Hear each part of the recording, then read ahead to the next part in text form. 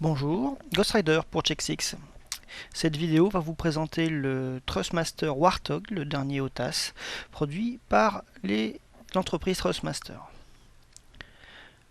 Donc on voit ici que le stick est fortement inspiré de celui du F16. C'est un stick qui a été complètement redessiné depuis le Cougar. On peut voir que le système de rotule a un peu changé, le système de fixation. La petite languette est beaucoup mieux dessinée que sur le Cougar, qui était déjà bien agréable.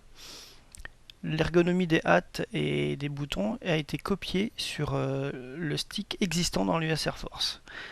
On soulève, on voit 4 petites vis qui permettent aux personnes voulant l'intégrer dans un cockpit de pouvoir démonter la plaque de fixation qui assure la stabilité. Une petite gâterie, on va dire, de Thrustmaster. Le stick du Warthog sera interchangeable avec le stick original du Cougar. C'est le même système de fixation. Il y aura juste des fonctions en moins. Sous le hâte bouton poussoir qui est situé sur le pouce ne sera pas pris en compte sur le Cougar. On peut voir que la qualité des boutons a été fortement revue à la hausse. Le feeling est très agréable, très pro.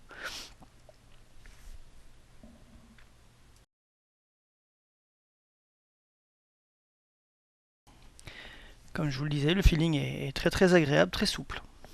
C'était un bel objet. Toujours la double détente. Original sur le stick réel.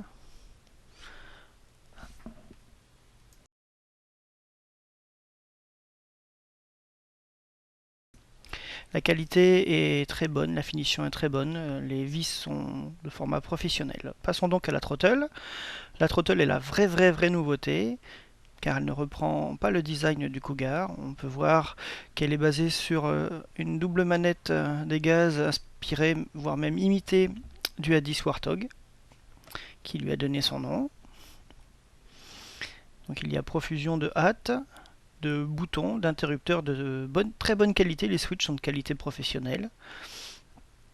Le loquet pour désolidariser les manettes, car c'est une manette bimoteur qui permet de gérer plusieurs axes moteurs.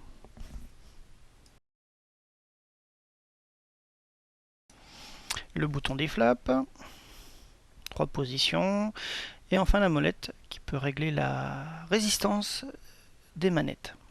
Très utile.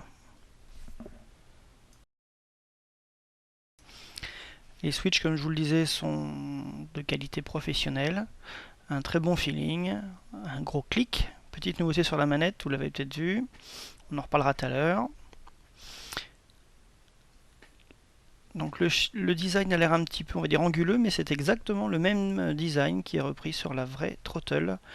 Throttle veut dire manette des gaz, du A10C.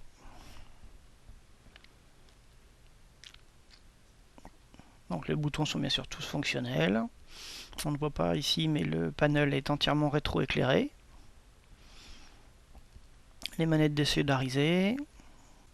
La course de ces manettes est limitée par 2 détentes. Idle, démarrage, extinction réacteur, PC, post-combustion. Pour passer ces 2 détentes, il faut soulever la manette qui est amortie et passer la détente. On voit bien, on soulève et on passe la détente. C'est 2 dispositifs de sécurité. La détente idle n'est pas amovible alors que la PC, elle, l'est. Ce qui peut être nécessaire pour des simulateurs ne possédant pas de post-combustion. Nous allons maintenant donc voir comment retirer cette détente. On dévisse 2 petites vis, le cache s'enlève, le loquet qui sert justement à bloquer ou pas la course de la manette des gaz. On le place, le petit flag rouge nous indique la position. Ici, la post-combustion est activée, on regarde, effectivement ça bloque, on le retourne. La post-combustion est désactivée, c'est-à-dire que le cran ne résistera plus. Voilà, il suffit juste de revisser. J'espère que cette courte démonstration et cette courte preview vous aura fait découvrir un peu plus en avant le fabuleux OTAS que nous promet Thrustmaster. En espérant vous revoir bientôt sur C6 pour un test un petit peu plus long de ce OTAS qui s'annonce exceptionnel. Au revoir.